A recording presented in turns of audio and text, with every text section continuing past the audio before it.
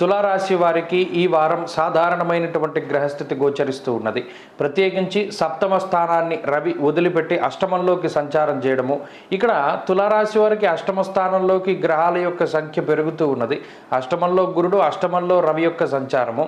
ఇప్పుడు ఈ వారం ప్రస్తుతానికి శుక్రబుధులు సప్తమంలో ఉన్న తర్వాత వారానికి ఆ రెండు గ్రహాలు కూడా అష్టమ స్థానంలోకి వెళతాయి.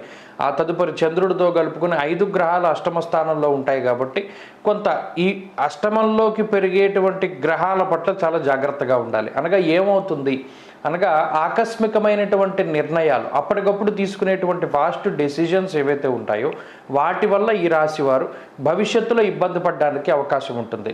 ప్రత్యేకించి ఈ వారంలో ఉండేటువంటి పరిస్థితులు ఏవైతే ఉన్నాయో దుర్దోష శత్రు సంబాధ చోర అగ్ని నృప భీతిశ్చ అనేటువంటిది శాస్త్రంలో చెప్పినటువంటి మాట. ఆరోగ్యమే ప్రధానంగా ఇబ్బంది పెడుతూ ఉంటుంది. ఏదో ఒక రకమైనటువంటి సమస్య, కాళ్ళలో ముళ్ళు దిగడమో, లేకపోతే గ్యాస్ట్రిక్ సమస్య రావడమో, నడుం నొప్పో, కాళ్ళ నొప్పో, మోకాళ్ళ నొప్పో, లేదా ఏదో ఒక రకమైనటువంటి చిన్నపాటి సమస్య. ఆ చిన్నపాటి సమస్యలైనా సరే అవి దినచర్యల్లో మార్పులు తీసుకొచ్చేస్తాయి.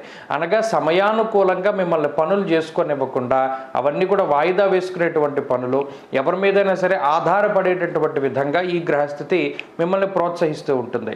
అయితే షష్ఠ స్థానంలో రాహుకుజులు ఉన్నంత వరకు కూడా మీ అంతట మీరే ఈ సమస్యలన్నింటినీ కూడా అధిగమించగలుగుతారు. ఈ వారంలో కూడా అదే పరిస్థితి జరుగుతుంది. పంచమంలో శని ఉన్నటువంటి కారణం చేత కొంత తండ్రి తరఫు బంధువులతోటి మాట పట్టింపులు కానీ, లేదా ఏదైనా ఒక కార్యక్రమం చేసేటప్పుడు దానిలో రకరకాలైనటువంటి ఆటంకాలు కానీ రావడానికి అవకాశం ఉంటుంది. ఈ విషయాలను దృష్టిలో పెట్టుకోగలిగితే మిగతా విషయాలన్నీ కూడా కొంత సానుకూలంగా ఉన్నాయి. ఉద్యోగపరమైనటువంటి విషయాలు చాలా అనుకూలంగా ఉన్నాయి. తులారాశి వారికి ఉద్యోగపరమైనటువంటి సమస్యలు ఏవి కూడా కనబడడం లేదు. అలాగే వ్యాపార లాభానికి అవకాశం ఉంటుంది. మరీ ముఖ్యంగా కొత్త వ్యాపారాలు ప్రారంభించడానికి, భాగస్వామ్య వ్యాపారాల్లో మంచి ఫలితాలను సాధించగలుగుతారు. అలాగే విద్యార్థులకి గ్రహగతులు చాలా అనుకూలంగా ఉన్నాయి.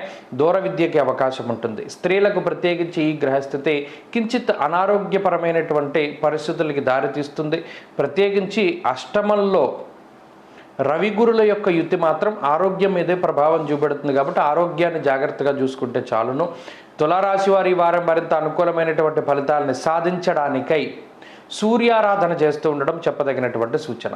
ఆదిత్య హృదయ స్తోత్ర పారాయణం మంచి ఫలితాన్ని ఇస్తుంది. ఈ వారంలో కలిసి వచ్చేటువంటి రోజు మంగళవారంగా చెప్పవచ్చును. అదృష్ట సంఖ్య 2, అదృష్ట వర్ణము లేత ఎరుపు రంగు. తదుపరి వృశ్చిక రాశి.